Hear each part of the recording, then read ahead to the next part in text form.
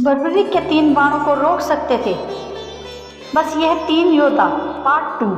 हमने पिछली वीडियो में देखा कि कैसे बर्बरीक ने भीष्म को ब्रह्मास्त्र से बचाने के लिए कैसे अमोघ अस्त्र छोड़े थे। यदि आपने हमारी पिछली वीडियो नहीं देखी तो अब वीडियो शुरू करने से पहले अगर आपने हमारे चैनल को सब्सक्राइब नहीं किया तो सब्सक्राइब कर ले।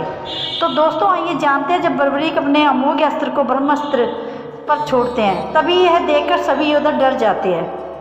तब भीम बर्बरीक से कहते हैं कि पुत्र, ये तुमने क्या किया?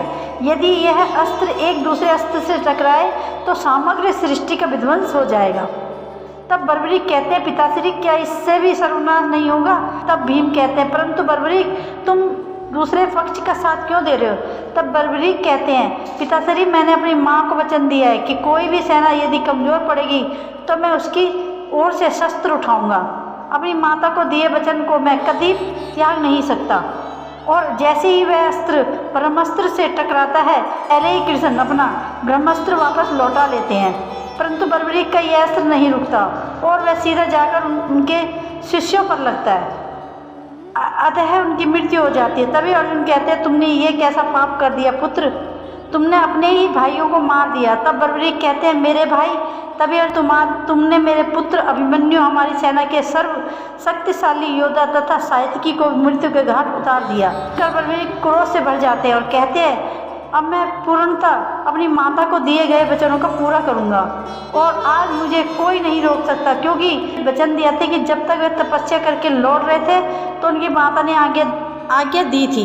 आज्ञा देती हैं परंतु एक वादा भी देती हैं,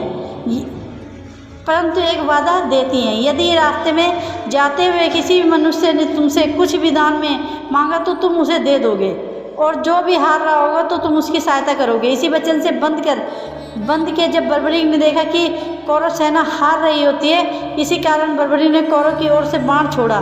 बर्बरीक अपनी माता के वचन से व्याकुल हो गए कि उन्हें वचन के आगे कोई रिश्ता दिखा, उन्हें बस वह सब योद्धा दिख रहे थे। तभी बर्बरीक पुनः रणभूमि में अकेले ही पांडवों की सेना में अपना बाण छोड़ देते हैं, जिसके कारण पांडवों के 1 लाख सैनिक मारे जाते हैं। तब बर्बरीक कहते हैं, पांडवों का पक्ष कमजोर पड़ रहा है।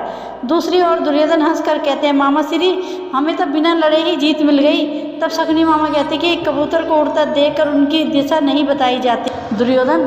तभी बर्बरीक अपने बाणों को दिशा की दूसरी ओर कर देते हैं। तभी कौरवों की ओर से यह देखकर दुर्योधन कर्ण और अश्वत्थामा कहते हैं कि मित्र, उस बालक के बाणों को सावधान से रोको।